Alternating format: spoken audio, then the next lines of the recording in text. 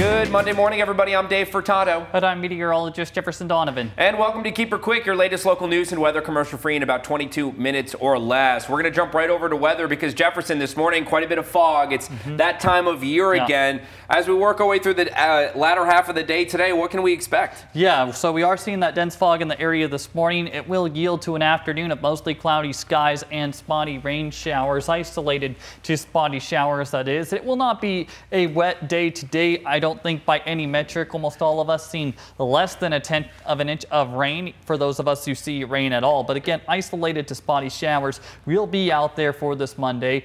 As we get towards tomorrow, the weather is going to calm down and we will be looking at fairly calm weather conditions all the way through Friday. There's really no noteworthy weather that will be happening through the rest of this work week after today outside of some of that morning fog. Now, our next weather maker may potentially arrive as we get towards next weekend. We'll talk about all three of these weather headlines more coming up.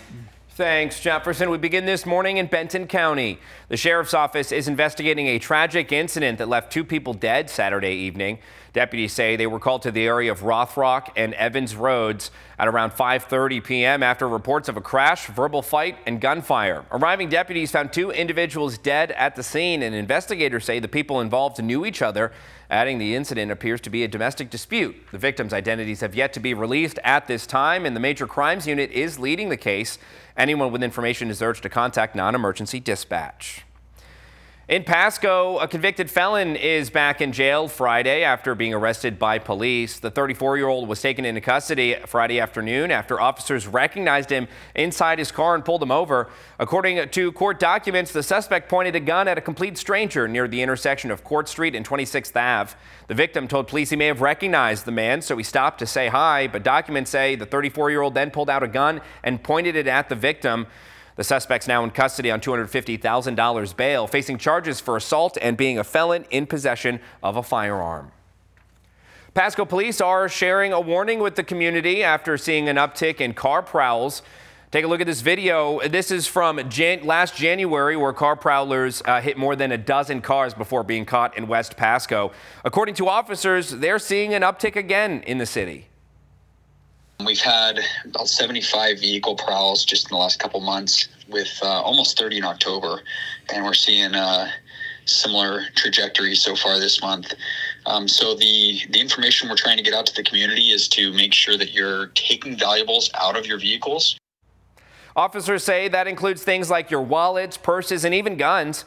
They say you should also lock your car, adding if nothing is in sight, car prowlers will likely move on to the next target. Tribal police in Oregon are now expanding their search area for the 71-year-old man who's been missing since early October.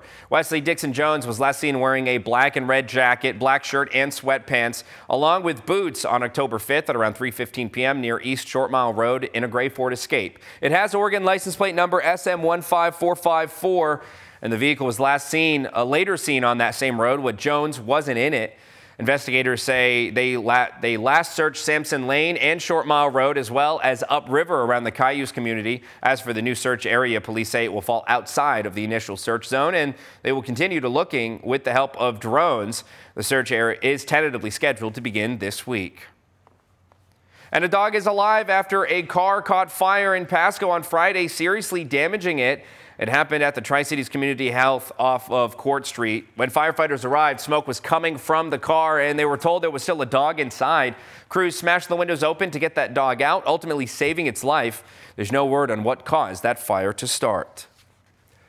The city of Yakima is seeking community input in their 2026 Comprehensive Plan survey. The survey takes about 5 minutes to complete and is available through November 30th. It asks local residents to weigh in on housing availability, infrastructure, community facilities, and more. You can find the link to the survey over on our website, KIMATV.com.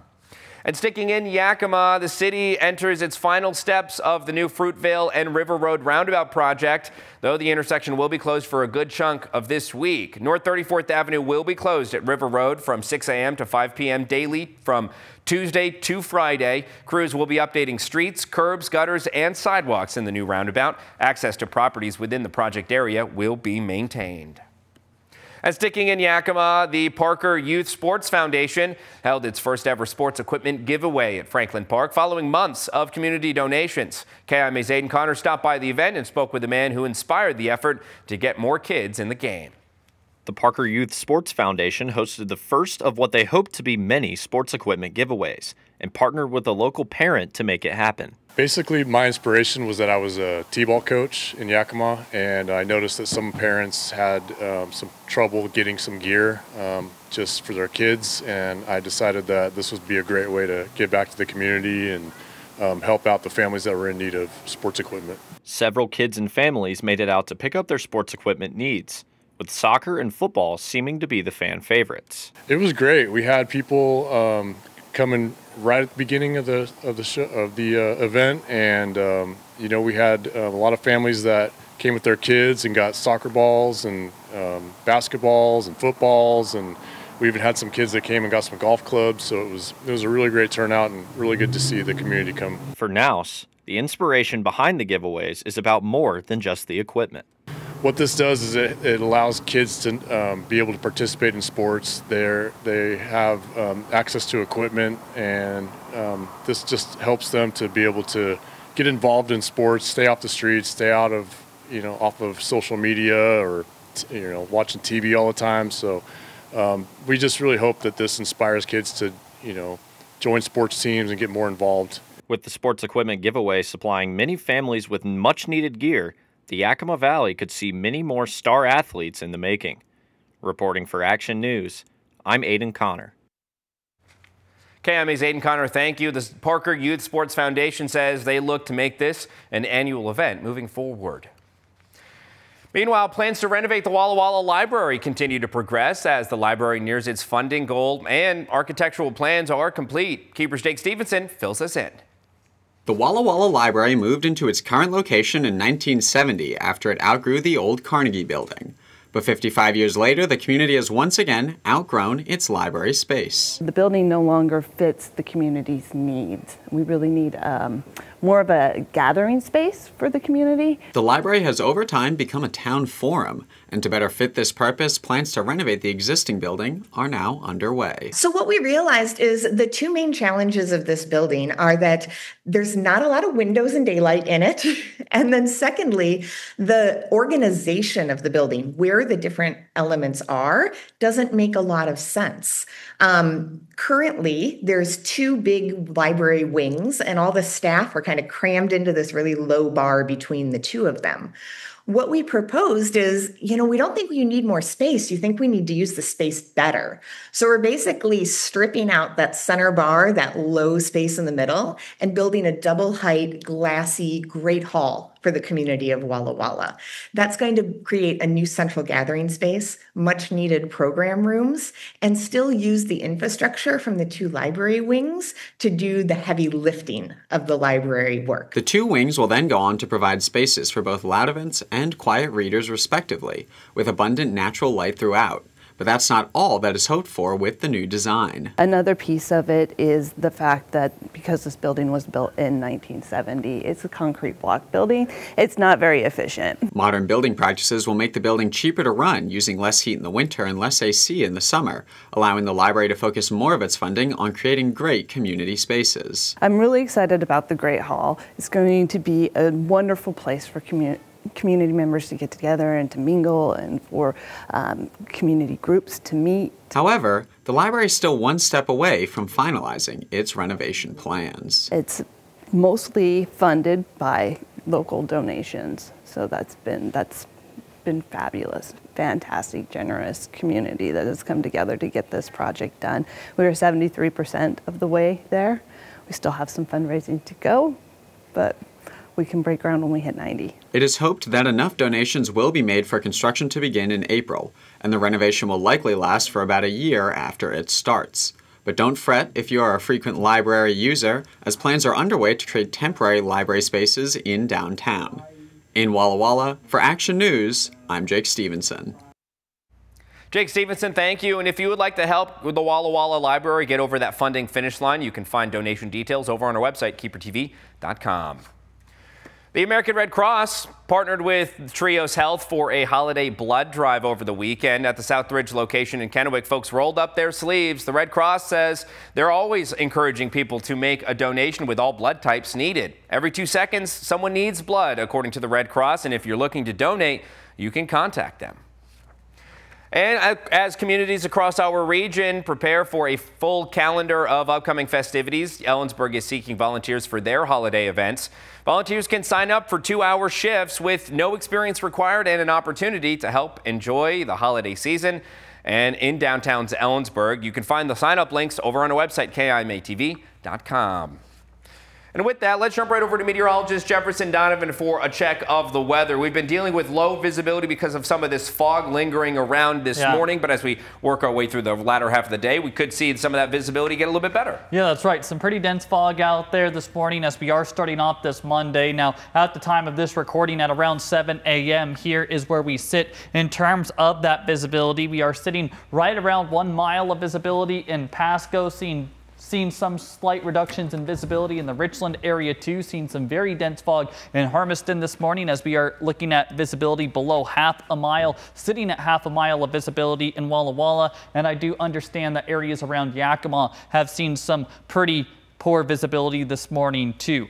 If you are watching this morning, please just exercise caution on your morning commute as this dense fog could create a hazard on area roadways, and just understand that we could continue to see mornings of dense fog as we do progress through this work week. Here's a look at daytime high temperatures we are expecting for today. Highs will likely reach the mid-50s in the Tri-Cities today. Look for mid-50s in the Yakima Valley today. Low to mid-50s coming this afternoon in the Kittitas Valley, with daytime highs in the mid to maybe upper 50s for the Blue Mountain foothills. Now let's look at the Storm Tracker Futurecast. This is the short-term Futurecast just for today. As we do go into your late morning and early afternoon hours, isolated to spotty showers are going to be possible around the viewing area. We are still going to be looking at isolated to spotty showers into your late afternoon and evening hours, and even into your late evening hours, still looking at isolated to spotty showers hanging around. Now, as we do progress towards Tuesday morning, we are going to see dry weather for everyone by the time we do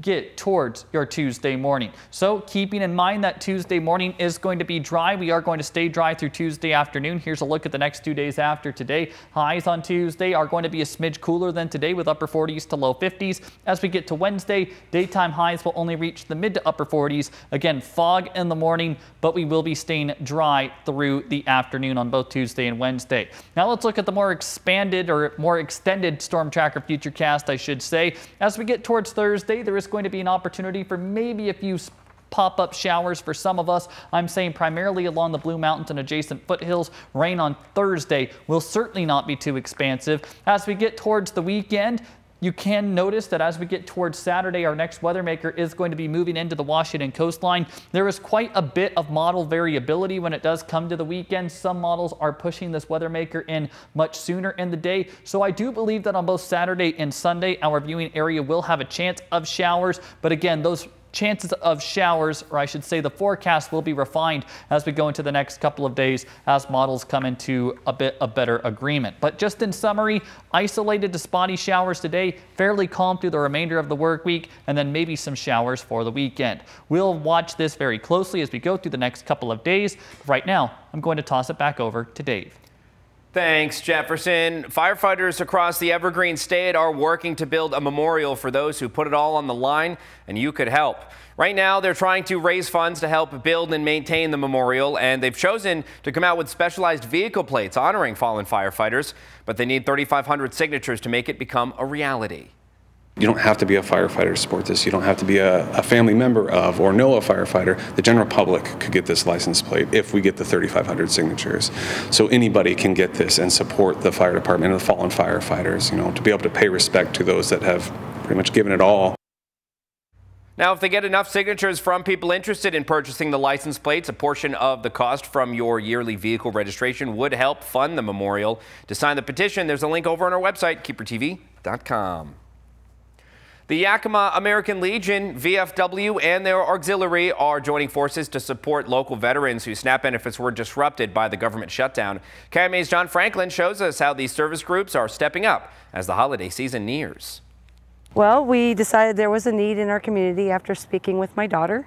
She told me that she had a veteran that was losing his SNAP benefits. So I got together with Wayne and we got a group from the Legion, the Auxiliary, and the VFW together for a meeting, discussed it, and decided a food drive was a need. I'm so excited about this. You know, this is something that, like I said, my junior vice wife had that vision, brought it to me, and I took it and ran with it. In 1 week's time, the VFW and the American Legion were able to work together to raise $5,000 in order to make 98 boxes of food for veterans who need it. Just inspired by what you see in social media and service members not receiving pay and veterans losing their benefits, and just really wanted to be part of the solution. After deciding to host a Veterans Food Drive, they asked the community to donate, and the community delivered much more than they expected. I kind of figured that maybe we get 25, 30 boxes and call it a day, but we came in yesterday and we started putting the boxes together, and I was like, oh my God, this is huge. And the members of the VFW, American Legion, and the Auxiliary couldn't be more excited to help out. I'm going to feel great, you know, just to see the faces on the veterans coming through, and they know that we care and we're trying to do something for our community. Compassion is powerful. You can solve a lot of problems by just having a little compassion, right? So that's what we did. We put it out there, community felt the need too, they donated, we put it together, and we're ready to deliver. For Action News, I'm John Franklin. John Franklin, thank you. Meanwhile, the Salvation Army teamed up with Old Navy and Yakima over the weekend to give local children a special shopping experience as volunteers walk kids through the store, helping them pick out new clothes for the season. KMA's Aiden Connor joins us again after he spoke with Salvation Army leaders about why this event makes such a difference for families in our community. The Salvation Army of Yakima's Old Navy clothes shopping event has been a staple for over 3 decades and provides local children with a chance to shop for some new outfits. This just brings a lot of joy, a lot of hope in their lives, and quite often this is their first time of receiving new clothing. So this is just something that the Salvation Army has been involved with for over 30 years, and it's just grown and grown and grown, and we continue to grow it every year. Volunteers from several different high schools joined 227 children for their shopping adventure. The goal is about donations. So the more donations we receive to help with this project, the more kids we can help. And I don't have a total number yet, but like I said, today's 227. We had over 160 another day and another 60, another day. So add that up, plus a few more, and that's how many we served. Envoy for the Salvation Army of Yakima, Lisa Sargent, says that families are in need of financial support now more than usual. This has been a hard year financially for a lot of people. So to be able to support this many kids is just overwhelming with the community support and giving financially. Donations to the Salvation Army for the Old Navy shopping event put some smiles on the faces of over 200 Yakima Valley children, but most importantly, gave them more clothing options for the future. Reporting for Action News, I'm Aiden Connor. Aiden Connor, thank you. Organizers say that the event is a preview of the Christmas season as the Salvation Army prepares for its Toys for Tots festivities in December. The Kennewick REI is celebrating 25 years in the Tri-Cities this month, so they welcomed several community organizations that help the Tri-Cities environment and promote outdoor activity to celebrate. More than a half a dozen organizations set up in front of the REI to greet customers with games, information, and some freebies.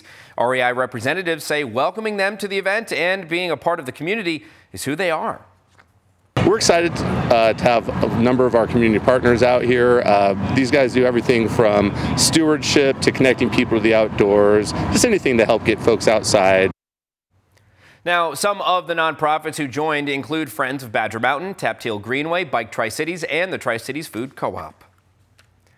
A new wine shop is now open in downtown Pasco. The folks from CD Little Wine Shop celebrated their grand opening with a ribbon cutting, along with flatbreads and samples of different wines. The shop specializes in international and Northwest wines, and the owners of the shop say wine has been a passion of theirs, adding Pasco is the place for it. Well, one of the things that we really wanted out of wine in Pasco was someone that we can get affordable wine, delicious wine that we could have just like on a average day of the week, that we didn't have to make wine a special occasion. That was really difficult for us to find in Pasco especially, which is a shame because Pasco has so much of an agricultural background. So many of the grapes are grown and so many farmers live here. Now, that wine shop is open Wednesday through Friday from 2 until 7 p.m. and then again on Saturday from 11 a.m. until 7 p.m. The CD Little Wine Shop is at 106 North 4th Avenue in Pasco.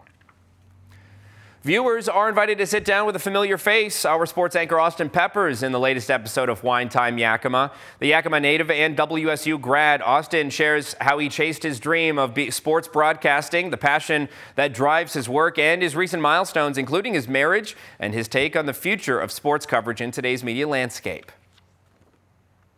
Sports is what I've wanted to do my entire life, essentially. I remember early memories of when I was like 3 or 4 years old, and I'd be watching Seahawks games and Mariners games, and that's something that drew to me like that immediately, and that's something I've wanted to do my entire life.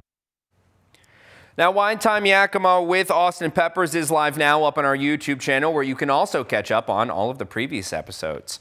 Also on our YouTube channel, the latest edition of our Bike Weekly history series, Roots of the Valley. This week, in recognition of Veterans and Armistice Day, John Franklin sat down with Phil Steele, commander of the American Legion Post 36. He shares insight into the Legion's role in supporting local veterans and why honoring their service from conflicts dating back to before the Civil War remains so important to the Yakima community.